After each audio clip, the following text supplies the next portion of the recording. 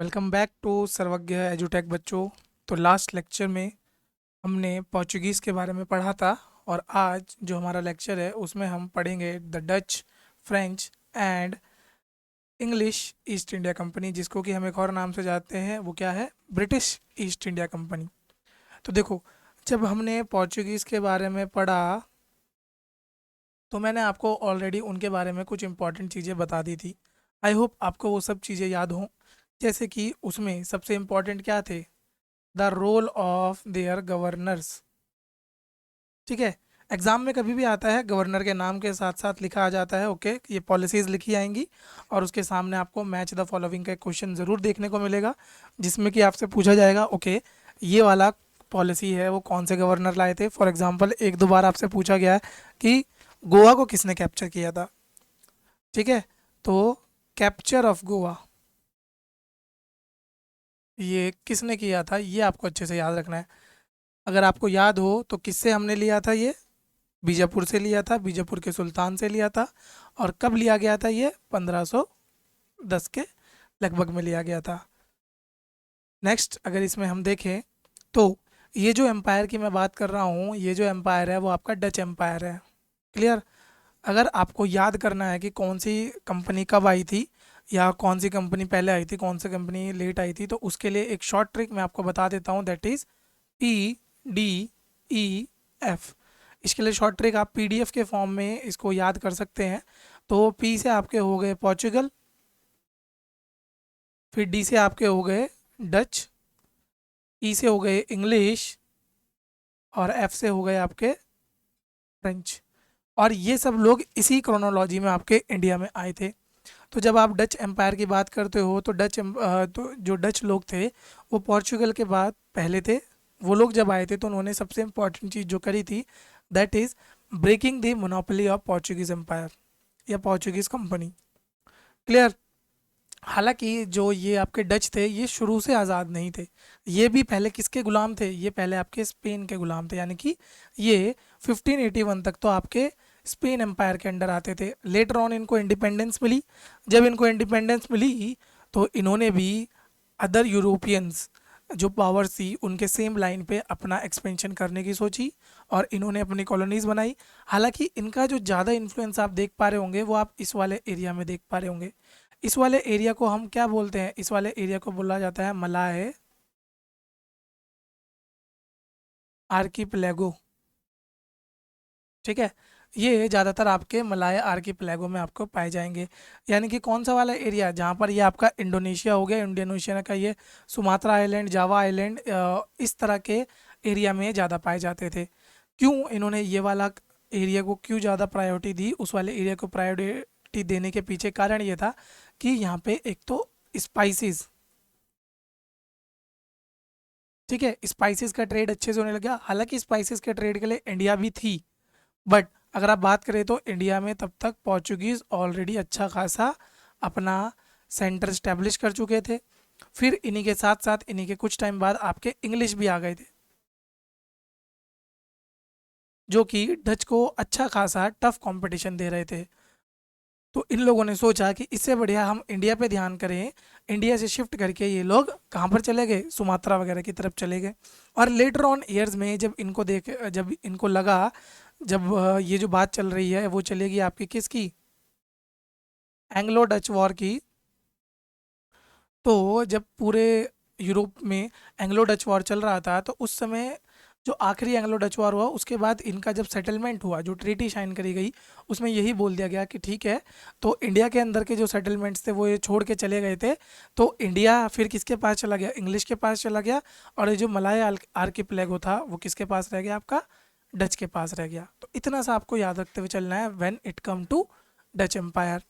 इसमें जब देख लेते हैं, due to war of independence the ports in Spain for Dutch were closed. ठीक है, this force them to find out route to India and east to enable direct trade. तो इनको trade करने के लिए फिर बाहर निकलना ही पड़ा, जैसे पोर्चुगल वगैरह निकले थे। They open trade with Russia and try to explore the land route towards China and India. Next अगर हम देख ले तो डच ईस्ट इंडिया कंपनी। अब देखो, ईस्ट इंडिया कंपनी सभी कंपनीज ने ज़्यादातर यही नाम रखा था, ईस्ट इंडिया कंपनी। तो ये कहाँ से आए थे? Dutch to undertake voyage to the east, Cornelis de Houtman was the first Dutchman. ठीक है, ये नाम है, याद रह गया तो ठीक, नहीं याद रहा कोई दिक्कत नहीं। हालांकि अगर आप देखोगे तो डच सबसे पहले कहाँ पर पहुंचे थे, सुमात्रा पहुंचे थे। कब? 1596 में। क्लियर? तो ये आप ध्यान रखना है, वो सुमात्रा गए थे। The company was also empowered to carry on war, to conclude treaties, to take possession territory and erect fortresses. तो यहाँ पर सीधी सीधी सी बात है, वो ट्रीटी कर रहे थे क्योंकि उनको पावर दे दी गई थी। वो किसी भी टेरिटरी को एक्वायर कर सकते थे और वहाँ पर अपना किला बना सकते थे, जिसको कि हम कैसे बोलते थे, हम उसे फैक्ट्री बोला करते थे। क्लियर? फैक्ट्री का हेड कौन होता था? फैक्टर होता था। लास्ट लेक्चर में हम अच्छे से पढ़ चुके हैं जब हमने पोर्टुगीज एडमिनिस्ट्रेशन के बारे में पढ़ा था। ज़्यादातर यूरोपियन कंट्रीज़ का जो एडमिनिस्ट्रेशन है वो सिमिलर लाइंस पे चला है, तो इतना ज़्यादा हमें कन्फ्यूजन नहीं होना चाहिए। बात कर लेते हैं डच सेटलमेंट की। अगर हम रिकॉल करें या कंपैरेटिव एनालिसिस करते हुए चले, तो जो पोर्चुगीज सेटलमेंट था वो सबसे पहले कहाँ से होना स्टार्ट हुआ था, ये मैं लास्ट लेक्चर में आपको अच्छे से बता चुका हूँ। तो मैं यही होप करता हूँ कि आपको वो सब याद हो। ठीक है, 3 जगह आई थी जो सबसे मेन इंपॉर्टेंट थी। सबसे इंपॉर्टेंट थी कोचिन, फिर कन्नौर, एंड लास्ट आपका आता है क्या, कैलीकट। तो ये 3 जगह आई थी जो आपको याद रखनी है when it comes to Portugal settlements. जब आप बात करोगे डच सेटलमेंट की, तो इस तरीके के कुछ सेटलमेंट होते थे, यानी कि उन्होंने पूरा फैक्ट्री बना दी। फैक्ट्री कहने का मतलब है पूरा सेटलमेंट बनाया, जहाँ पर कि उनके डिफरेंट डिफरेंट वेरियस एक्टिविटीज़ चलती रहती थी। जैसे यहाँ पर आप देख पा रहे होंगे प्रोमिनेंटली, ये किस चीज़ पे फोकस कर रहे हैं, ये फोकस कर रहे हैं अभी शिप बिल्डिंग पे। शिप बिल्डिंग पे क्यों शिप बिल्डिंग करेंगे? तो उनकी नेवल फोर्सेस स्ट्रेंथन होगी और इंडियन ओशन में उनका अच्छे खासा ट्रेड हो पाएगा। देख लेते हैं, जो डच है उनका पहला सेटलमेंट इंडिया में कहाँ बना था, तो that was in Masulipatnam, Andhra Pradesh. Clear? तो इतना आपको याद रखना है कि डच का पहला सेटलमेंट कहाँ बना था, आंध्र प्रदेश में बना था, मसूलीपट्टनम 1605। और उसके बाद उन्होंने कहाँ बनाया था, पुलिकट में बनाया था 1610, देन सूरत 1616। क्लियर? बिमलीपट्टम में 1641 और चिनासूरा में 1653। अब इस तरह की चीज़ें क्यों याद करनी है, क्योंकि अगर आप PY की उठा के देखो तो उसमें डायरेक्टली ये क्वेश्चन आए हैं कि इस तरीके का क्वेश्चन आया था कि which among the following are the Dutch settlement in India, और इन चारों पांचों जगहों के नाम लिखे हुए थे। तो if you know these name, तो आप उस क्वेश्चन को बहुत ईजिली कर सकते थे। अगर आपको ये नाम नहीं पता होंगे तो वो क्वेश्चन करना आपके लिए थोड़ा सा टफ हो जाएगा। नेक्स्ट देख लेते हैं। They went on to establishing trading centre in different part of India, thus becoming a threat to Portuguese. अच्छा, जब आप सेटलमेंट की बात करोगे तो वैसे तो इंग्लिश के हमें आगे पढ़नी ही है, चलो इंग्लिश के तो तभी पढ़ते हैं, तभी देख लेंगे। तो ये था आपका पूरा का पूरा, अगर आप देखेंगे ट्रेड रूट जो किसका है, डच लोगों का था। तो डच आप देख पा रहे होंगे यहाँ पर एक छोटी सी कंट्री है, ये वाली नेदरलैंड जिसे बोला जाता है। और नेदरलैंड का ही दूसरा नाम क्या है, पता है किसी को? नेदरलैंड का एक और नाम लिया जाता था। चलो अगर आप लोगों को पता हो तो वेरी गुड, नहीं पता हो तो एक बार गूगल कर लेना। वैसे ये इतना कोई इंपॉर्टेंट फैक्ट तो है नहीं। अब जब डच लोग इंडिया में आए तो उन्होंने मर्चेंडाइज और वेरियस चीज़ों का ट्रेड करना स्टार्ट किया, जिसमें कि सबसे इंपॉर्टेंट चीज़ें जो होती थी वो क्या होती थी, दे कैरीड इंडिगो, ठीक है, टेक्सटाइल सिल्क फ्रॉम बंगाल, फिर उन्हें सॉल्ट पीटर लिया from Bihar, opium rice from Ganga valley. तो इस तरह की चीज़ों का इन्होंने ट्रेड करना स्टार्ट किया। अब हम बात कर लेते हैं किसकी, एंग्लो डच राइवलरी। ठीक है, एंग्लो डच राइवलरी, यानी कि एंग्लो की जब आप बात करो तो ये एंग्लो टर्म किससे रिलेटेड है, it is related to Britishers. Clear?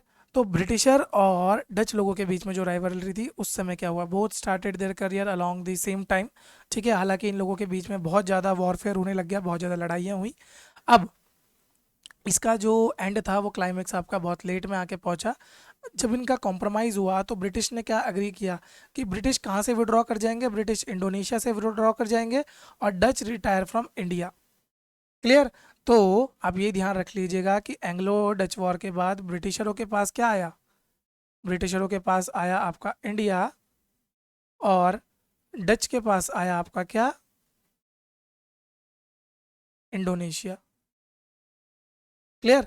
तो इतना आपको याद रखते हुए चलना है कि इंडिया और इंडोनेशिया। किस किस के पास आया? They monopolise the trade in black pepper and spices. अब बात कर लेते हैं, देखो डच के बारे में उतना ही था। डच ज़्यादा इंपॉर्टेंट है भी नहीं क्योंकि इंडिया में ज़्यादा देर रुके नहीं है। उनका मेजर सेटलमेंट तो इस वाले पोर्शन में था।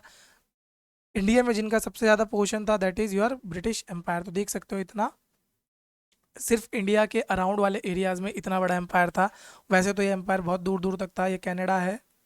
हालांकि यहाँ यूएसए में भी एक टाइम पे इनका एम्पायर था। फिर ये आप देख पा रहे होंगे, और ऑस्ट्रेलिया तो पूरा ही है। ठीक है, यही जो कुछ कंट्रीज़ हैं इन्हीं को आज के टाइम पे हम क्या बोलते हैं? कॉमनवेल्थ बोला जाता है।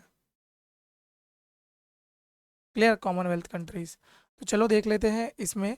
तो जो इनका फाउंडिंग स्टोन था वो कब रखा गया था? 1600 में रखा गया था, जब क्वीन एलिजाबेथ ने इन्हें क्या दे दिया था? एक चार्टर दे दिया था। क्लियर, चार्टर देने का मतलब क्या होगा? इन्हें एक स्पेशल ट्रेडिंग राइट दिया गया था।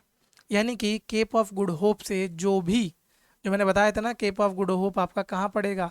इस तरीके से अफ्रीकन कोस्ट के यहाँ पर आपका क्या पड़ता है? Cape of Good hope.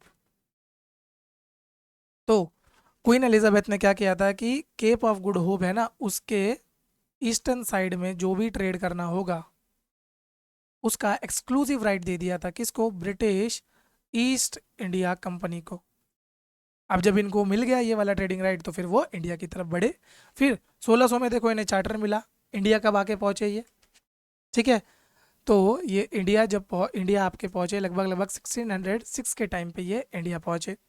फिर जब ये इंडिया पहुंचे तो उस समय किसका दरबार चल रहा था यहाँ पे? जहांगीर का दरबार चल रहा था। तो ये आपको अच्छे से याद रखना है कि ब्रिटिशर जब इंडिया पहुंचे उस समय कौन सा मुगल शासक था? तो जहांगीर था। अब जहांगीर के कोर्ट में आपके कौन गए? कैप्टन हॉकिंस गए। कैप्टन हॉकिंस जब वहां पर गए तो उन्होंने किस चीज़ की मांग करी? वो रॉयल फरमान चाहते थे ताकि वो उन्हें फैक्ट्री सेटअप करने में मदद मिल सके। हालांकि जो कैप्टन हॉकिंस थे वो उस समय वो फरमान नहीं ले पाए। Later on sir Thomas Roe, जो कि कैप्टन हॉकिंस के बाद गए थे मुगल कोर्ट में, उनको वो फरमान मिल गया। और फिर आपकी ईस्ट इंडिया कंपनी ने मुगल एम्पायर के डिफरेंट डिफरेंट प्लेसेस पे अपनी फैक्ट्रीज को सेटअप करना स्टार्ट किया। नेक्स्ट इसमें देख लेते हैं और क्या था। बॉम्बे का मैंने आपको बताया था जब हम पोर्चुगीज पढ़ रहे थे कि बॉम्बे जो ब्रिटिशर्स के हाथ में गया था वो कब गया था? इन अ डाउरी। जो आपकी पोर्चुगीज प्रिंसेस थी कैथरीन दी ब्रिगेंजा, उनकी शादी हुई थी अब ब्रिटेन के प्रिंस से, तो फिर उनको डाउरी में आपका बॉम्बे मिला था। नेक्स्ट आप देख लेते हैं, देख सकते हैं यहाँ पे कि जो ईस्ट इंडिया कंपनी थी उन्होंने अपना सेटलमेंट जब बनाना शुरू किया तो मद्रास में उन्होंने जो सेटलमेंट बनाया वो उसका नाम क्या रखा? फोर्ट सेंट जॉर्ज रखा। ठीक है, तो साउथ के अंदर उनका जो सेटलमेंट था वो इस तरीके से स्टार्ट हुआ। फिर 1698 में उन्होंने बंगाल में फोर्ट विलियम की स्थापना की। क्लियर, कलकत्ता में बनाया गया। और धीरे धीरे करते हुए आपके जो मेन 3 ट्रेडिंग सेंटर्स थे इंडिया में वो कहाँ का थे? मद्रास, बॉम्बे एंड कलकत्ता, जो कि लेटर ऑन जाके इनकी प्रेसिडेंसीज भी बनी। ठीक है, एक बार देख लेते हैं अगर इंडिया की हम बात करें।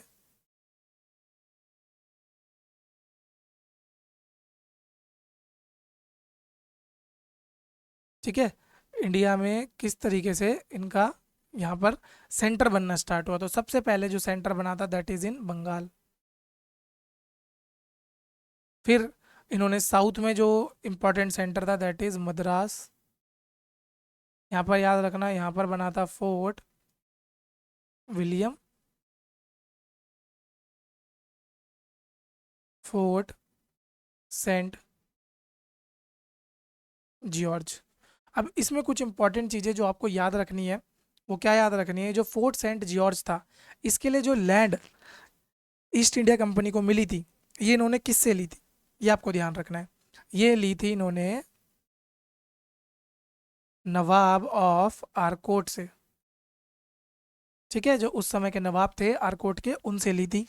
जब ये फोर्ट विलियम की बात करोगे, कलकत्ता में जो बसाया गया था, इसके बारे में एक इम्पॉर्टेंट फैक्ट जो है कि जो कलकत्ता शहर है आज का, उस समय पे 3 एरिया को यहाँ पे मर्ज किया गया था। ठीक है, सुल्तानी, गोविंदपुरा और कलकत्ता। इन तीनों को मिलाया गया था, तब आपका प्रेजेंट डे कोलकाता बना है जाके। नेक्स्ट अगर हम बात करें फिर किसकी, बॉम्बे की तरफ की, तो बॉम्बे आपको पता ही है, बॉम्बे किसकी वजह से इनके हाथ में आया था, बॉम्बे डाउरी में इन लोगों को मिला था। तो ये जो बॉम्बे है वो लेटर ऑन बना था इनका यहाँ पे ट्रेडिंग सेंटर। फिर यहाँ पर प्रेसिडेंसीज बननी स्टार्ट हो गई थी। कैसे बनी थी प्रेसिडेंसीज, जो यहाँ के नवाब थे उनके साथ इनका कॉन्फ्लिक्ट हुआ। क्या नाम था यहाँ के नवाब का, सिराजुद्दौला।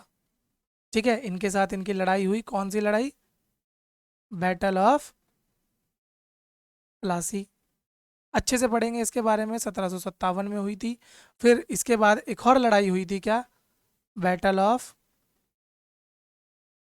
बक्सर 1765 में, जिसमें कि पहली बार ऐसा हुआ था कि एक नई कंपनी, ट्रेडिंग कंपनी ने मुगल एम्पायर को हराया था। अब मैं ऐसा क्यों बोल रहा हूँ, क्योंकि इसमें देखो जो पार्टीज थी वो कौन कौन थी, वो एक बार देख लेते हैं।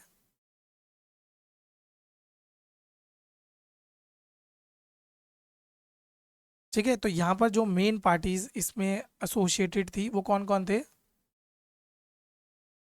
मीर कासिम, जो कि क्या थे, जो कि एक्स नवाब ऑफ बंगाल थे। इनके साथ आपके थे सुजा उद दौला। अब ये सिराजुद्दौला अलग है, सुजाउद्दौला अलग है। और इनके साथ थे शाह आलम सेकंड, जो कि उस समय के क्या थे, मुगल एम्परर थे।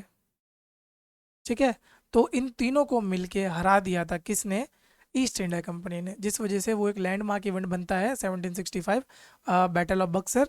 इसके बाद एक ट्रीटी होती है और उसमें इनको दीवानिया राइट मिल जाता है। क्लियर, बैटल ऑफ बक्सर एक 1765 के 1764, 1764 के लगभग में हुई थी ये। ठीक है, ये आप लोग ध्यान रख लेना। नेक्स्ट अगर हम यहाँ पे देखें तो किस तरीके से इन लोगों को फरमान मिलने स्टार्ट हुए थे, तो जो ईस्ट इंडिया कंपनी थी उनको सबसे पहले जो फरमान मिला था दैट इज़ फ्रॉम, या फिर इन्होंने देखो एक तो कहाँ से लिया था, इन्होंने मुगल कोर्ट से लिया था। ठीक है, मुगल कोर्ट से फरमान लिया था। हालांकि पर जो मुगल कोर्ट का इन्फ्लुएंस था वो जितने एरिया में था वहाँ तक के लिए तो मुगल एम्पर का फरमान चल जाएगा। पर जब आप बात करो साउथ इंडिया में, उस समय एक इम्पॉर्टेंट सल्तनत वहाँ पे चलती थी, कौन सी थी, गोलकोंडा की। तो इन्होंने गोलकोंडा के सुल्तान से भी गोल्डन फरमान लिया था, ये आप लोग ध्यान रख लेना। और इन्होंने कितनी पगोडाज दिए थे, 500 पगोडाज दिए थे। ठीक है, तो ये भी ध्यान रख लेना, ये पगोड़ा कहाँ चलता था, पगोड़ा क्या है, एक तरीके की आपकी करेंसी होती थी जो साउथ इंडिया में चला करती थी। तो ये आपको ध्यान रखना है। नेक्स्ट, इनको Fort Saint George and replace Masulipatnam as the headquarter, यानी कि धीरे धीरे जैसे इन्होंने देखा कि ओके हमारा साउथ इंडिया में अच्छा खासा कॉन्क्वेस्ट हो गया है, तो इन्होंने फोर्ट सेंट जॉर्ज को अपना क्या बना दिया, मेन सेंटर बना दिया, मेन हेड क्वार्टर बना दिया। उससे पहले ये क्या था, मसूलीपट्टनम था। अब मैं एक बार आपको बता देता हूँ पूरी की पूरी क्रोनोलॉजी। हुआ क्या था, जब ये लोग आए थे 1606 में, ठीक है, इंडिया आए, इन्होंने सबसे पहले ट्राई करा कि इनको परमिशन मिल जाए, पर इन्हें परमिशन नहीं मिलती। क्लियर, अब इन्हें फैक्ट्री तो लगानी है। ठीक है, तो क्या करते ये, क्योंकि नॉर्थ इंडिया में मुगल एम्पर से परमिशन नहीं मिली, जहांगीर ने विलियम हॉकिंस को मना कर दिया कि नहीं तुम फैक्ट्री नहीं लगा सकते। क्यों मना कर दिया, क्योंकि उस समय तक पोर्टुगीज़ का अच्छा खासा इन्फ्लुएंस हुआ करता था, कहाँ पर, मुगल कोर्ट में। अब इनको जब परमिशन नहीं मिली तो ये चले गए कहाँ, सीधा साउथ इंडिया में। ठीक है, हालांकि इन्होंने यहाँ पे फैक्ट्री नहीं बनाई, बट अपनी ट्रेडिंग या एक ट्रेड सेंटर डेवलप कर लिया, जो कि कहाँ पर करा इन्होंने, मसूली पट्टनम में। फिर लेटर ऑन जब इन्हें कहाँ पर, सूरत में फर्स्ट फैक्ट्री जो इन्होंने सेटअप करी, जैसे ही इनको परमिशन मिल गई तो इन्होंने सूरत में अपनी फर्स्ट फैक्ट्री सेटअप करी। क्लियर, और first factory in south India. ठीक है, साउथ इंडिया में सेटअप करी गई, दैट इज इन, जो ये ट्रेड सेंटर था ना, फिर इसी को फैक्ट्री बना दिया गया।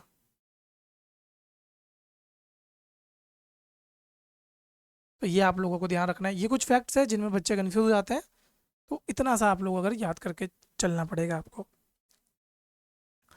नेक्स्ट देख लेते हैं इसमें बंगाल। बंगाल में किस तरीके से इनका फुट होल्ड बढ़ा, तो किस तरीके से इन्होंने बंगाल में अपना आप का मतलब इतना बड़ा वर्चस्व बना दिया। तो मेनली जो इंग्लिश मर्चेंट क्या होते थे, वो प्रॉफिट सीकिंग के ऊपर काम करते थे, इन्हें प्रॉफिट चाहिए था। अब बंगाल क्या थी, एक ट्रेडिंग एक्टिविटी का हब बन चुकी थी, क्योंकि नेचुरल हार्बर से वहाँ पे पूरा का पूरा आपका जो ट्रेड होता था वो शिप्स के थ्रू होता था, यानी कि सी रूट के थ्रू। तो बंगाल एक प्रोमिनेंट पोजीशन थी जहाँ पर सभी इंग्लिश मर्चेंट्स को फ़ायदा होता। अब जो शाह सूजा थे, जो सूबेदार थे, गवर्नर थे कहाँ के, बंगाल के, इन 1651 उन्होंने अलाउ कर दिया इंग्लिश को कहाँ पर ट्रेड करने के लिए, बंगाल में ट्रेड करने के लिए। लेटर ऑन जो मैं आपको बता रहा था, सुल्तानुती, गोविंदपुर और कलिकत, जिसे कालीघाट भी बोला जाता था, इन तीनों को मिलके बनाया गया क्या, कलकत्ता, जहाँ पर कि एक फोर्ट बना उसे बोला गया हमने फोर्ट विलियम। नेक्स्ट इसमें देख लेते हैं, जो फरमान ग्रांट हुआ था by two the British by the emperor, उनको फिर फ्री ट्रेड करने में हेल्प करने लग गया। और ये जो फरमान की बात हो रही है, ठीक है, जिससे उनको फ्री ट्रेड करने की मंजूरी मिल गई थी, वो कब मिला था इनको, 1717 बाय फरूक सीआर। ठीक है, तो 1717 में मिला था बाय फरूक सीआर। अब एक तो इन्हें फ्री ट्रेड करने को मिल गया, सेकंड ये क्या कर सकते थे, ये दस्तक भी इशू कर सकते थे। और लेटर ऑन ये दस्तक इशू करने की वजह से ही आप देखोगे प्लासी जितना बड़ा युद्ध हो जाएगा। क्यों, क्योंकि जो दस्तक इशू करने की पावर थी वो सिर्फ किसको दी गई थी, ईस्ट इंडियन कंपनी को दी गई थी। बट जो ईस्ट इंडिया कंपनी के जितने भी मेंबर्स थे, वो लोग क्या कर रहे थे, एम्प्लॉयज़ हम बोले उन्हें, तो वो लोग क्या कर रहे थे, वो प्राइवेट ट्रेड में भी दस्तक इशू कर रहे थे। अब उससे क्या हो रहा था कि जितना भी टैक्स का बेनिफिट बंगाल को मिलना था वो नहीं मिल पा रहा था। इस वजह से आके वहाँ के जो आपके नवाब थे वो गुस्सा हो गए इन पे, और फिर उन्होंने अटैक कर दिया था। तो 1756 में the grandson of Alivardi Khan Sirajuddaulah. अच्छा, आप लोग बस इतना सा याद रख लेना कि बंगाल है, बंगाल की स्थापना किसने करी थी। ठीक है, बंगाल की स्थापना करी थी मुर्शिद कुली खान, मुर्शिद कुली अली खान ने। ठीक है, तो ये आपको अच्छे से नाम याद रखना है। तो ये अलीवर्दी खान के जो ग्रैंड सन थे सिराजुद्दौला, वो थ्रोन पे बैठे, and he demanded the English that they should trade on same basis as Indian merchant. But जब ईस्ट इंडिया कंपनी को प्रॉफिट मिल रहा था तो वो इंडियन मर्चेंट के हिसाब से क्यों ही ट्रेड करेंगे। ठीक है, तो इसलिए उन्होंने ट्रेड करने से मना कर दिया, जिस वजह से वहाँ पर एक क्या हुई, एक हुई थी ब्लैक होल ट्रेजेडी। अब इसी को पूरे के पूरे ब्रिटेन में एज अ रीज़न बताया गया कि बैटल ऑफ प्लासी क्यों करा गया, या इंडिया को कॉन्क्वेस्ट क्यों करा, बंगाल में इतना ज़्यादा वो जो भी चीज़ें हुई थी वो क्यों हुई थी। तो ब्लैक होल ट्रेजेडी में क्या हुआ, जो सिराजुद्दौला थे, जब उन्हें पता लगा कि ये तो भैया अपना फोर्टिफिकेशन कर रहे हैं, सिराजुद्दौला ने मना कर दिया, तुम मेरे यहाँ फैक्ट्री नहीं लगा सकते, फोर्टिफिकेशन मत करो। ठीक है, इन्होंने बोल दिया नहीं हम तो करेंगे। हालांकि सिराजुद्दौला की बात मान के फ्रेंच ने अपना फोर्टिफिकेशन रोक दिया था। अब फ्रेंच ने रोक दिया, ब्रिटिशरों ने नहीं रोका। सिराजुद्दौला को लगा कि भैया ये तो उसकी तौहीन हो रही है, तो उस समय उसने मार्च किया, और जो आपका फोर्ट विलियम था वहाँ पर जितने भी ब्रिटिशर्स मिले उनको थोड़ा सा उनके साथ वॉर, मतलब छोटी सी फाइट हुई, और फिर उनको एक कमरे में बंद कर दिया। अब कमरे में बंद किया तो बिकॉज ऑफ सफोकेशन वहाँ पे बहुत से लोग कमरे में जो बंद थे वो मर गए। इसी को माना गया कि ब्लैक होल ट्रेजिडी बोला गया। क्लियर। और इसकी वजह से फिर ईस्ट इंडिया कंपनी और आपका नवाब ऑफ बंगाल के बीच में एक युद्ध हुआ, that is Battle of Plassey 1757, in which Sirajuddaula was cheated by Mir Jafar and Rai Durlabh. Clear. तो मीर जाफर ने चीट किया, तो मीर जाफर को फिर क्या बना दिया गया, ही बिकेम द नेक्स्ट नवाब।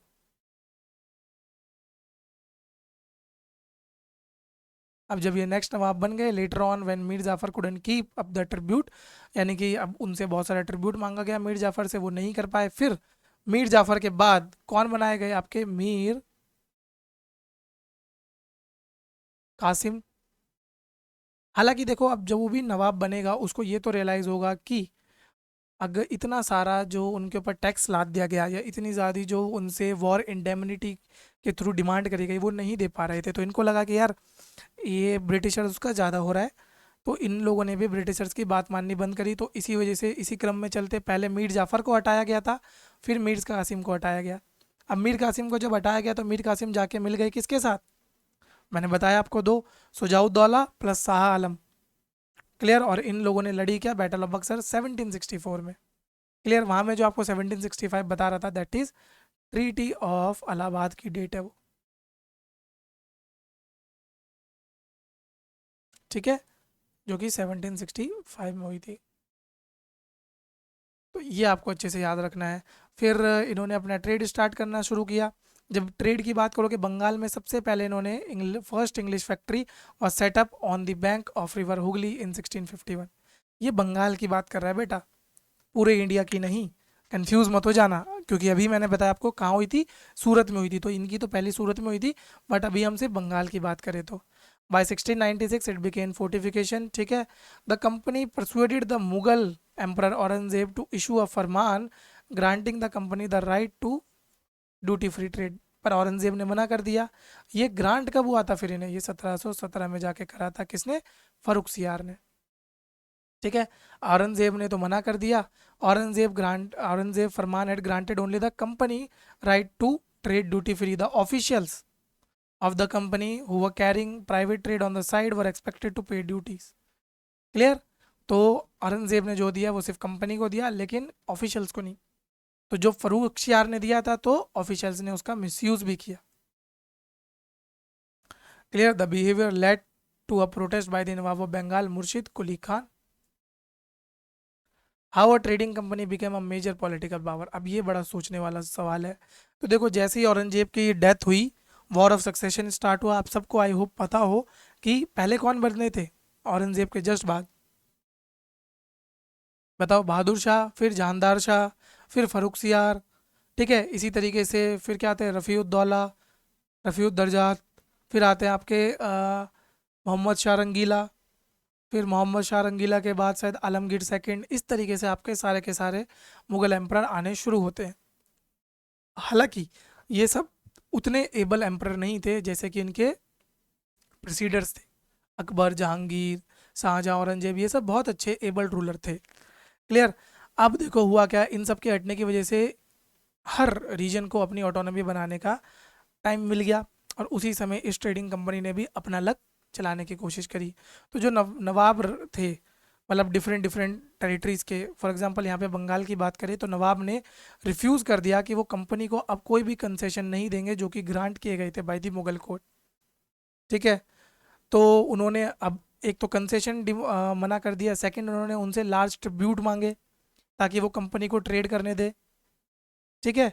फिर जो कंपनी को राइट मिला था कॉइन्स को मिंट करने का, वो भी उनसे छीन लिया गया। अब जब ये उनसे छीन लिया गया तो कंपनी को लगा कि अब हमें कुछ करना चाहिए। क्लियर। तो फिर इसी वजह से ईस्ट इंडिया कंपनी का कन्फ्रंट्रेशन होता रहा, धीरे धीरे होता रहा। और फिर वहाँ पर क्या हुआ, बहुत सारी चीज़ें देखने को सामने मिली। तो ये पूरा का पूरा आपका क्रोनोलॉजी है, इसको एक बार देख लीजिए। सबसे पहले चीज़ 1609 में विलियम हॉकिंस आए। 1611 में कैप्टन मिडल्टन आए, जिन्होंने परमिशन ली from the Mughal governor of Surat to trade there. फिर 1613, ठीक है बच्चों, कहाँ पर परमानेंट फैक्ट्री बनी? कहाँ? सूरत में। आई होप ये सबको दिख रहा होगा, सूरत में बनी फर्स्ट फैक्ट्री। कहाँ बनी? सूरत। कब? 1613। क्लियर। फिर 1615 में आपका सर थॉमस रो, जो कि कहाँ गए? जहांगीर के कोर्ट में गए। फिर इन्हें दो फरमान मिल गए। ठीक है। दो फरमान मिले जिससे कि वो फ्री ट्रेड कर पा रहे थे। फिर 1616 में जो मैंने आपको बताया, first factory in south India Masulipatnam में सेटअप करी गई। 1632 में इन्होंने गोल्डन फरमान ले लिया from the Sultan of Golconda. Clear. और उड़ीसा की जब आप बात करोगे तो उड़ीसा में पहली फैक्ट्री सेटअप की गई ईस्ट इंडिया की, यानी कि जो ईस्ट पोर्शन है इंडिया का, वो हरिहरपुर में। क्लियर। तो ये आपको अच्छे से याद रखते हुए चलना है। बाकी आप एक बार पढ़ लीजिए क्या क्या चीज़ें हैं, तो ये आपको ध्यान रखने का। इसमें सबसे इंपॉर्टेंट चीज़ जो हमें याद रखनी है, 1717 में the Farman issued by Farrukhsiyar. Clear. तो ये आपको अच्छे से याद रखना है। तो ब्रिटिश ईस्ट इंडिया कंपनी के बारे में तो अभी आपको उतना जानना है। अब बात कर लेते हैं लास्ट यूरोपियन सेटलमेंट जो कि इंडिया में हुआ, दैट इज़ ऑफ फ्रेंच। ठीक है, तो फ्रेंच कब आए, किस तरीके से आया, देखो फ्रेंच इंडिया का रूल सिर्फ इतना सा। हालांकि ध्यान रखना, अभी मैंने आपको ब्रिटिश बताया था, फ्रेंच बता रहा हूँ। आप सोच रहे होंगे एक दूसरे की टेरिटरी ये क्या कर रहे हैं, ओवर एक्सीड कर रहे हैं। यस, ऐसा हो सकता है, बहुत बार आपको देखने को मिलेगा। क्यों? क्योंकि डिफरेंट डिफरेंट टाइम पीरियड में डिफरेंट डिफरेंट टेरिटरीज लोगों के पास थी। तो origin of French in India ये कहाँ से हुआ? देखो, जब सब ट्रेड कर रहे थे तो क्या बोलते हैं, फ्रेंच गवर्नमेंट को भी लगा, यानी कि फ्रांस के जो राजा थे उनको भी लगा कि भैया मैं क्यों ये मौका छोड़ूं। तो यहाँ पर जो उनके राजा थे लुइस 14, क्लियर, उन्होंने आपका क्या बनाया, फ्रेंच ईस्ट इंडिया कंपनी बनाई और उसको बोला कि आप जाइए इंडिया में ट्रेड कीजिए। अब इतना ध्यान रख लीजिएगा, जो फ्रेंच ईस्ट इंडिया कंपनी थी ये क्या थी, कंप्लीटली गवर्नमेंट ओन्ड थी। वेयर है जो ब्रिटिश ईस्ट इंडिया कंपनी थी वो एक प्राइवेट कंपनी थी। तो इंडिया में जो पहला एक्सपेडिशन आया फ्रांस की तरफ से वो कब आया, 1667 में, और इन्होंने अपनी पहली ट्रेडिंग पोस्ट बनाई कहाँ पर, सूरत में। क्लियर। और फिर उन्होंने दूसरी फैक्ट्री सेटअप की, वो कहाँ करी, मसूलीपट्टनम। तो ये आप लोग ज़्यादातर देख पा रहे होंगे, फ्रेंच ने सेम क्रोनोलॉजी यूज़ करी जो आपकी किसने करी थी, ब्रिटिश ने, पहले सूरत में फिर मसूलीपट्टनम में। फिर उन्होंने धीरे धीरे कलकत्ता में भी इस्टेब्लिश किया। इनका जो मेन एरिया था वो कहाँ था, पौंडीचेरी में था। तो पौंडीचेरी तो उनकी कॉलोनी ही बन गई थी। पौंडीचेरी को उन्होंने किससे लिया, सुल्तान ऑफ बीजापुर अगेन, जिनसे गोवा लिया गया था, उन्हीं से आपका क्या लिया गया, पौंडीचेरी लिया गया। नेक्स्ट, इसमें सबसे ज़्यादा इंपॉर्टेंट रह जाती है कि जब फ्रेंच इंडिया में थे तब फ्रेंच और ब्रिटिशर्स के बीच में एक बहुत बड़ी राइवलरी चली थी। अब ये क्यों चली थी, क्योंकि फ्रेंच और ब्रिटिशर्स की जो राइवलरी थी वो सिर्फ इंडिया में नहीं पूरे वर्ल्ड में चल रही थी। मेनली यूरोप की अगर बात करें तो वहाँ पर डिफरेंट डिफरेंट मुद्दों में इनकी राइवलरी चल रही थी। कभी तो ऑस्ट्रियन वॉर ऑफ सक्सेशन की वजह से हो रही थी, कभी 7 ईयर वॉर की वजह से हो रही थी, और कभी कोई इंडियन मुद्दे पे कॉन्फ्लिक्ट हो गया तो उस वजह से हुई। तो तीन हमें यहाँ पे एंग्लो फ्रेंच वॉर पढ़ने हैं। तीनों का आपको याद रखना है कि इनको कार्नेटिक वॉर्स भी कहा जाता है। क्लियर। तो आपको इनका बैकग्राउंड बताऊंगा मैं, फिर इनका कोर्स बताऊंगा और इनका रिजल्ट बताऊंगा। तो एक एक करके पढ़ते हुए चलते हैं। फर्स्ट कार्नेटिक वॉर कब हुआ था, 1740 से लेके 1748 तक। इसका बैकग्राउंड क्या था, इसका जो बैकग्राउंड था that is Austrian war of succession. ठीक है, ऑस्ट्रिया में राजा की डेथ हो गई थी। अब वहां पर ये कन्फ्यूजन कि नया राजा कौन बनेगा। उसमें ब्रिटिश के अपने मत थे, ब्रिटिश किसी और को सपोर्ट कर रहे थे, फ्रेंच किसी और को सपोर्ट कर रहे, तो उस वजह से वहां पर लड़ाई हुई। अब देखो, अगर मेन पार्टी लड़ रही है यूरोप में तो इंडिया में लड़ना भी इनका बनता है, तो इंडिया में लड़े ये लोग। ठीक है, मद्रास के पास, तो जो फ्रेंच थे उन्होंने मद्रास जो उनका सेंटर था ब्रिटिशर्स का वहां पर अटैक कर दिया, और उसको फिर क्या कर लिया, मद्रास को कुछ टाइम के लिए कैप्चर कर लिया। क्लियर, 1746 में। तो जो यूरोप में हो रही थी उसका आपको इफेक्ट इंडिया में भी देखने को मिलेगा। अब जब आपने इंडिया में देख लिया, फिर इसके बारे में देखते हैं कि इसका आउटकम क्या आया। इसका रिजल्ट आया कि ट्रीटी ऑफ एक्स ला चापले हुई। ठीक है, प्रोनाउंसिएशन थोड़ा इधर उधर हो सकता है, बाकी आप स्पेलिंग पढ़ सकते हैं। इस ट्रीटी में आपका ऑस्ट्रियन वॉर ऑफ सक्सेशन खत्म किया गया। उसकी वजह से हुआ क्या कि जो मद्रास था उसको वापस से ब्रिटिशर्स को दे दिया गया। क्लियर। तो ये क्रोनोलॉजी आपको याद रखते हुए चलना है। अगर ये क्रोनोलॉजी आपको याद रहेगी कि बैकग्राउंड क्या है, कोर्स क्या है और रिजल्ट क्या है, तो आप हर टॉपिक को बहुत अच्छे से तैयार कर पाएंगे। चलो नेक्स्ट वॉर के बारे में देख लेते हैं। 1749 में स्टार्ट हुआ, 54। ठीक है, पहला कब था, 40 से लेके 48। अगला उसके एक साल बाद दोबारा स्टार्ट हो गया, 49 से लेके 54। ये किस मुद्दे पे हुआ था, ये इंडिया में कोई मुद्दा था उस वजह से हुआ था। अब कौन सा मुद्दा था वो मुद्दा ये था कि जब आप बात करोगे अर्कोट की, भी आपको मैंने बताया। ठीक है, एक तो आप अर्कोट की बात करोगे तो यहाँ पर कुछ लोग थे जैसे कि मुजफ्फर जंग। ठीक है, जो मुजफ्फर जंग थे उनके बीच में, और आपके कौन, नासिर जंग, इन लोगों के बीच में, जैसे चांद बीबी हो गई, मुजफ्फर जंग हो गया, नासिर जंग हो गया, और ब्रिटिशर्स, इन लोगों के डिफरेंट डिफरेंट मत थे। अभी जो डिफरेंसेस ऑफ ओपिनियन हो रहा था डिफरेंट ब्रिटिश और फ्रेंच के बीच में, ये हो क्यों रहा था वो समझ लेते हैं। जो मुजफ्फर जंग थे वो क्या थे, वो जो आपके निज़ाम ऑफ हैदराबाद थे उनके ग्रैंडसन थे। क्लियर। अब हुआ क्या कि आपके जो मुजफ्फर जंग थे वो ये क्लेम कर रहे थे कि उनका हक बटता है किस चीज़ पे, कार्नेटिक पे। ठीक है, तो मुजफ्फर जंग ने बोला कि कार्नेटिक पे मेरा हक बैठता है। वेयर एस जो दूसरे थे आपके अनवरुद्दीन खान, वो आपके जो अनवरुद्दीन खान थे वो आपके क्या कह रहे थे कि उनका हक बैठता है, तो इसी वजह से यहाँ पर बहुत सारी प्रॉब्लम्स हो रही थी। अब इसमें देखो कि दो फ्रैक्शंस बन गए, जिसमें कि ब्रिटिशर्स एक फ्रैक्शन को सपोर्ट कर रहे थे। ब्रिटिशर्स ने जिस फ्रैक्शन को सपोर्ट किया उनको लिख लेते हैं। एक तरफ थे ब्रिटिश, ब्रिटिश ने सपोर्ट किया नासिर जंग को। ठीक है, एक तो उन्होंने नासिर जंग को सपोर्ट किया, सेकंड अनवरुद्दीन को सपोर्ट किया।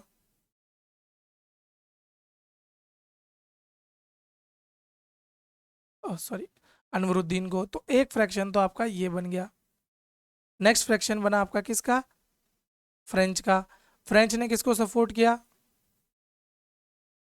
मुजफ्फर जंग को और चांद या चंदा साहिब को। क्लियर। तो इसके लिए ट्रिक अगर आपको याद रखनी है तो मैंने तो इसको ऐसे याद कर रखा है, एफएमसी एक बड़ा यूज टू टर्म है, मेरे को तो याद रह जाता है, अगर आपको याद रह पाए तो बहुत बढ़िया। क्लियर। तो ये कोर्स हुआ। अच्छा, एक बार ये सवाल भी पूछा गया है यूपीएससी के द्वारा कि ऐसा कौन सा कार्नेटिक वॉर है जिसके पीछे का कारण क्या था, इंडियन था, यानी कि इंडिया में उस राइवलरी की वजह से आपका कार्नेटिक वॉर हुई। क्योंकि बाकी जो दोनों कार्नेटिक वॉर हुई वो यूरोप में हो रहे किसी मुद्दे की वजह से हुई थी। अब इसका रिजल्ट क्या आया, ठीक है, इसका रिजल्ट ये आया, या कोर्स ये हुआ। सबसे पहले कोर्स देख लेते हैं कि बैटल ऑफ अंबर लड़ा गया जिसमें कि मुजफ्फर जंग हार गए, मारे गए। ठीक है, तो ये आप लोगों को ध्यान रखना है कि मुजफ्फर जंग सॉरी, मुजफ्फर जंग किल्ड दी अनवरुद्दीन। तो मुजफ्फर जंग जीत गए थे और अनवरुद्दीन हार गए थे। तो यहाँ पे फ्रेंच, आप ये बोल सकते हैं कि फ्रेंच का जो मुद्दा था वो ऊपर चला था। अब इसका रिजल्ट क्या हुआ, यहाँ पर इसका रिजल्ट ये हुआ कि ट्रीटी ऑफ पौंडीचेरी साइन करी गई। क्लियर। और जो मोहम्मद अली थे उनको बना दिया गया नवाब ऑफ कर्नाटक। नेक्स्ट देख लेते हैं, तो ये थे आपके निज़ाम ऑफ हैदराबाद की पोस्ट पे कौन कौन लड़ रहे थे, मुजफ्फर जंग एंड नासिर जंग।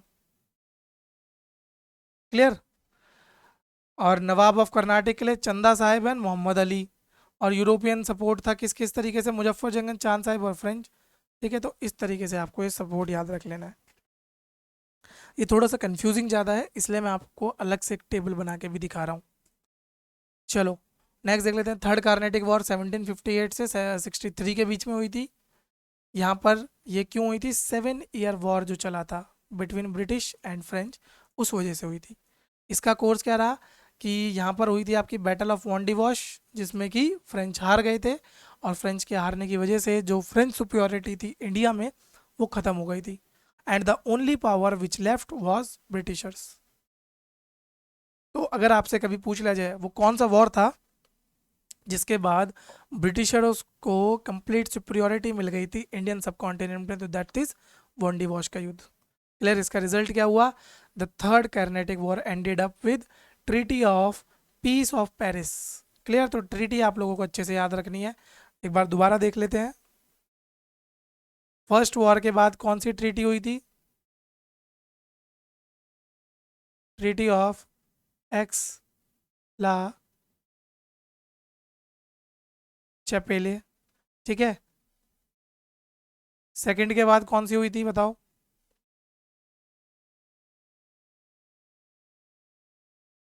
Treaty of Pondicherry. और थर्ड के बाद कौन सी हुई है,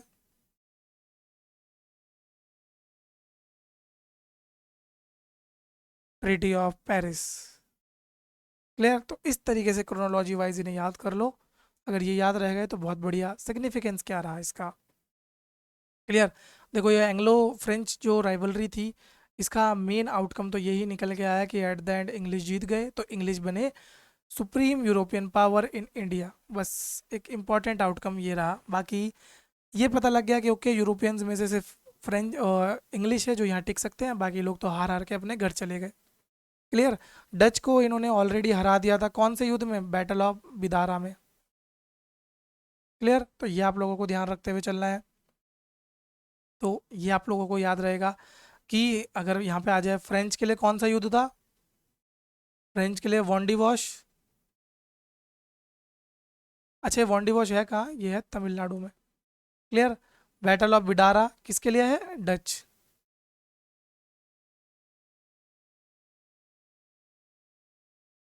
ठीक है। कॉज क्या थे इंग्लिश सक्सेस की, सुपीरियर नेवी ऑफ ब्रिटिश, सबसे इंपॉर्टेंट कॉज तो यही था। सेकंड, ईस्ट इंडिया कंपनी क्या थी, एक प्राइवेट ऑर्गेनाइजेशन थी जो कि मेनली वर्क कर रही थी क्या, प्रॉफिट ओरिएंटेशन पे। अब प्रॉफिट उनका तभी होगा जब उन पे ज़्यादा से ज़्यादा टेरिटरी होगी। क्लियर, तो ये ध्यान रखना है। Large base of British in India such as Bombay, Madras और बंगाल। वेयर एज कंपेयर करो तो डच का भी कम था, फ्रेंच का भी कम था, और पोर्चुगीज़ का तो ठीक ठाक था, बट ब्रिटिशर्स के मुकाबले कम रहा। Large number of able commanders, ठीक है, बहुत सारे एबल कमांडर्स थे इसमें, जैसे रॉबर्ट क्लाइव हो गए आपके, ठीक है, हेनरी कूट हो गए। तो इस तरह के आपके एबल कमांडर्स बहुत सारे थे। जबकि अगर आप बात करो फ्रेंच में, एक डुप्लेक्सिस थे जो कि मेन थे उनके, अदरवाइज तो और कोई नहीं था। इवन डुप्लेक्सी के बाद जो अगले गवर्नर आए थे वो तो पीस करना चाहते थे आपका इंग्लिश के साथ। तो ये आप लोगों को ध्यान रखना है। इंडस्ट्रियल रिवॉल्यूशन हुआ, इंडस्ट्रियल रिवॉल्यूशन हुआ तो वहाँ पे मैन्युफैक्चरिंग ज़्यादा हुई, जिसकी वजह से उनके पास अच्छा खासा चंक ऑफ रिसोर्सेज थे। अब जितने ज़्यादा रिसोर्सेज अवेलेबल होंगे आपके पास, उतना अच्छा आप लोगों के लिए होगा लॉन्गर टर्म में। ठीक है।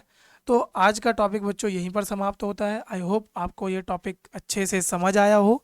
अगर आपको ये लेक्चर अच्छे से समझ आया है तो प्लीज़ हमारे यूट्यूब चैनल को सब्सक्राइब करें, ज़्यादा से ज़्यादा लोगों तक इसको पहुँचाएँ, लाइक करें, कमेंट करें, शेयर ज़रूर करें, ताकि जितने ज़्यादा लोगों को मिलेगा उतने ज़्यादा लोगों को इसका फ़ायदा होगा। तो चलिए बच्चों, मिलते हैं आपसे अगले टॉपिक में। अगला टॉपिक हम पढ़ेंगे expansion and consolidation of British India. ठीक है, किस तरीके से उनका एक्सपेंड हुआ, कंसोलिडेट किस तरीके से किया, ठीक है, या इंडिया की सिचुएशन उस समय कैसी थी जब ब्रिटिशर्स ने कॉन्क्वेस्ट करा था। तो ये कुछ टॉपिक्स के बारे में हम पढ़ेंगे। तो चलो अगले टॉपिक में मिलते हैं, अगले लेक्चर में मिलते हैं। तब तक के लिए आई होप आप सब बहुत ही अच्छे रहें, बहुत ही खुश रहें, बहुत ही अच्छे तरीके से पढ़ते रहें और अपने एग्ज़ाम को जल्द से जल्द क्लियर करें। Thank you.